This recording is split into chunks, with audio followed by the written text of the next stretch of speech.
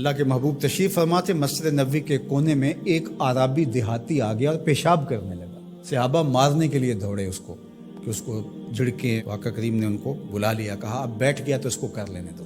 جب اس نے پیشاب کر لیا تو آقا کریم علیہ السلام نے اس کو بلایا، کہا یہ مسجدیں ذکر و فکر کے لیے بنائی گئی ہیں، بول و براز کے لیے نہیں بنائی گئی، اور پھر وہاں پانی بہا دیا گیا۔ تو بعض کا ہم جس طرح سے لوگوں کے ساتھ رویہ کر رہے ہوتے ہیں، یہ جو موبائل ہے یہ اس دور کی ضرورت ہے، تو بعض کا اس کو بند کر دیں تو کھولنا یاد نہیں رہتا، کھول لیں تو بند کرنا یاد نہیں رہتا، تو بعض کا نماز کے اندر اس کی گھنٹی بجنا شروع ہو جاتی ہے۔ جس بیچارے کی گھنٹی بج رہی ہوتی ہے تو بعض کا اس کو تیزی سے بند کرنا بھی نہیں آ رہا ہوتا، تو وہ دیر بھی ہو جاتی ہے۔ خیر وقت گزر گیا، اب 4 رکعتی نماز ہے، یہ پہلی رکعت کے اندر حادثہ ہوا تو 3 پوری رکعتیں ہیں وہ غصے سے بھرے رہتے ہیں کچھ نمازی کہ اب سلام پھیر کے تو ہم اس کی خبر لیں گے، اور پھر سلام پھیر کے حالانکہ 3 رکعتیں گزر گئی ہیں، تم رب سے جڑے ہوئے ہو، تمہیں تو یاد بھی نہیں ہونا چاہیے۔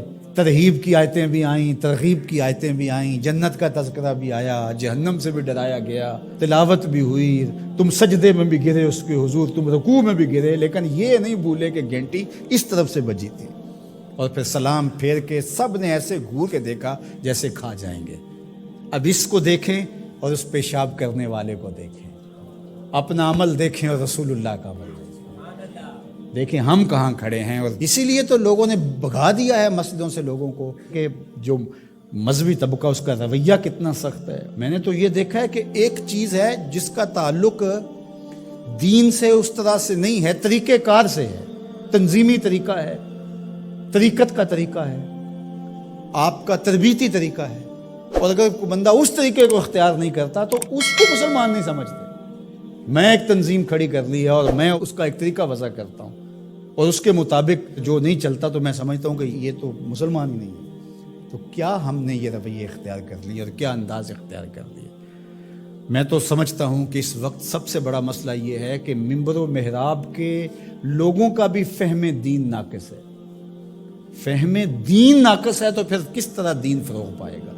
تو یہ ضرورت ہے کہ دین کو سمجھنا تو شیطان کے طریقے ہیں، وہ علماء کو الگ ٹریٹ کرتا ہے، جاہلوں کو الگ ٹریٹ کرتا ہے، متکبر کو الگ ٹریٹ کرتا ہے، منکسر المزاج شخص کو الگ ٹریٹ کرتا ہے، اور ہر ایک کے لیے اس نے الگ الگ چیزیں رکھی ہوئی ہیں، ہر ایک کے لیے الگ پیکج ہے اس کے پاس۔ سخی کے لیے الگ ہے، سخت شخص کے لیے الگ ہے، متکبر کے لیے الگ ہے، مولوی صاحب کے لیے الگ ہے، پیر صاحب کے لیے الگ ہے، کارکن کے لیے الگ ہے، لیڈر کے لیے الگ ہے، حاکموں کے لیے الگ ہے، نمازیوں کے لیے الگ ہے، ہر ایک کے لیے الگ اس کے پاس پیکج ہے، اور اس کے ذریعے سے وہ سب کو لوٹ رہا ہے۔ یہ شیطان کے مکر ہے، فریب ہے۔ یا ایھا الناس کلوا مما فی الارض حلالا طیبا ولا تتبعوا خطوات الشیطان، اور شیطان کے قدموں کی پیروی نہ کرو۔ یہاں یہ خطوہ کی جمع ہے، قدم کی پیروی نہیں، قدموں کی پیروی نہ کرو۔ معلوم ہوا کہ شیطان کے پاس ایک چال نہیں ہے، اس کے پاس بڑی چالیں ہیں، وہ بڑے بڑے طریقے سے لوٹتا ہے، بڑے بڑے مکر سے لوٹتا ہے۔ آپ تاریخ پڑھیں، مرتبہ ولایت کے پہنچے ہوئے لوگوں کو اس نے برباد کیا۔ بلعم بن بورا کون تھا؟ مستجاب الدعوات ولی تھا نا، لیکن کہاں لڑک کے چلا گیا۔ اس لیے ہمیشہ اپنا محاسبہ کرتے رہنا چاہیے۔ شیطان ادھر سے بھی حملہ آور ہو سکتا ہے، ادھر سے بھی ہو سکتا ہے، آگے سے بھی ہو سکتا ہے، اور اس نے اللہ کے حضور قسم کھائی تھی وَبِعِزَّتِكَ لَأُغْوِيَنَّهُمْ أَجْمَعِينَ، تیرے سامنے یہ بات قسم کر کے کہہ رہا ہوں کہ میں تیرے بندوں کو تیرے تک نہیں آنے دوں گا۔ ان کے دائیں سے آؤں گا، ان کے بائیں سے آؤں گا، آگے سے آؤں گا، پیچھے سے آؤں گا، چاروں طرف سے حملہ، کدھر بھاگیں گے؟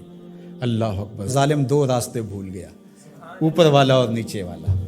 جب بندہ دعا کے لیے ہاتھ اٹھاتا ہے یا سر سجدے میں رکھ دیتا ہے، شیطان کچھ بھی نہیں کر پاتا۔ تو یہ دائیں سے بھی آ رہا ہے، بائیں سے بھی آ رہا ہے، آگے سے بھی آ رہا ہے، پیچھے سے بھی آ رہا ہے، اور اس نے خود اللہ کے سامنے قسم کی ہے، مجھے تیری عزت کی قسم، ان بندوں کو تیرے تک نہیں آنے دوں گا، چاروں طرفیں گھیر دوں گا۔